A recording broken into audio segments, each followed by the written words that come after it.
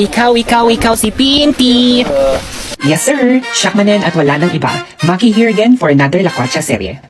Since nandito ka na, tara, samahan mo akong mag-hiking sa Mount Secret na hindi ng secret at mag-caving sa Malangaan Cave located in San Rafael, Bulacan. Tara, samahan niyo akong maki-La Cuacha. As usual, fast forward na tayo sa van drop-off point at huwag na natin pag-usapan yung minor detour, ang pagkaligaw namin sa daan. Ang importante, safe kaming nakarating at hindi na wrong turn sa maling tao. Char! Around 5:20 AM na kami nakarating sa drop-off point. Then, mga 5:30 AM nung sinundo kami ng tour guide namin. But before we officially start the hike, syempre, briefing muna. Dapat mandatory, hindi yung optional lang na parang ginawa niya sa'yo. At ayun na nga, around 5:40 AM when we officially started. Sa simula, easy-easy muna ang hike, patag lang ang daan at gradual lang ang pahon, kaya hindi pa gaano ramdam ang pagod. Pero syempre, the hike wouldn't be fun without a little challenge, di ba? So, after a few minutes, unti-unti nang bumibigat ang mga paan namin dahil sa putik. Supposedly, 2 out of 9 difficulty lang ang hike na to, pero dahil sa putik, medyo naging mas challenging siya.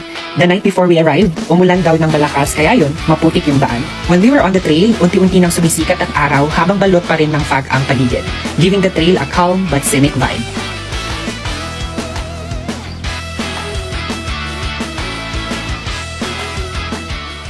And after about 40 minutes of walking, we finally made it to the peak.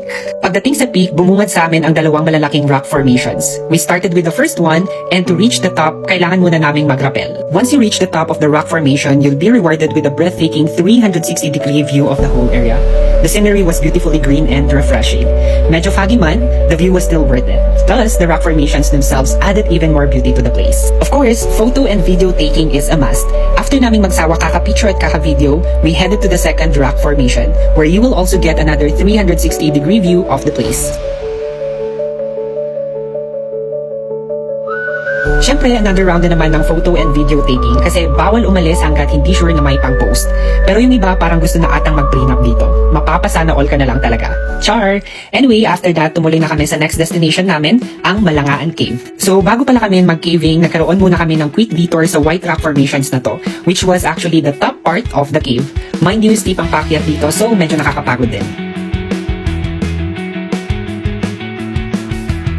After reaching the top, we just rested for a bit, then headed straight to Malangaan Cave, which is actually just below the white rock formations. This cave was not the usual type na napuntahan ko before na pitch black at kailangan talaga ng flashlight. Instead, it's more like an open cave or a gorge. Open, airy, and may natural light pa rin nga pumapasok. Pero syempre, like other caves, mapapayuko ka pa rin at mahihirapan ding lumusong sa mga masisikip na parts. May mga areas din dito na mapapagamit ka talaga ng 4 limbs mo para lang makalusot. The trail inside the cave was just short, less than an hour lang, and we finally made it out.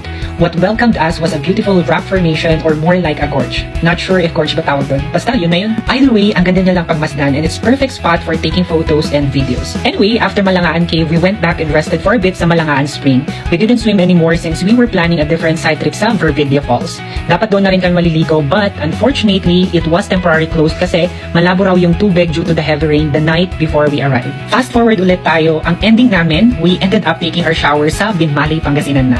One of our companions volunteered to accommodate us for the free shower, or should we say, pinilit.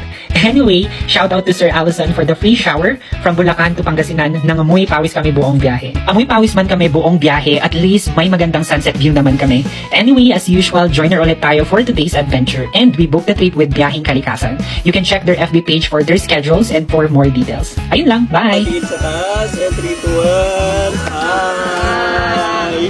Okay, alright. Yun na yun.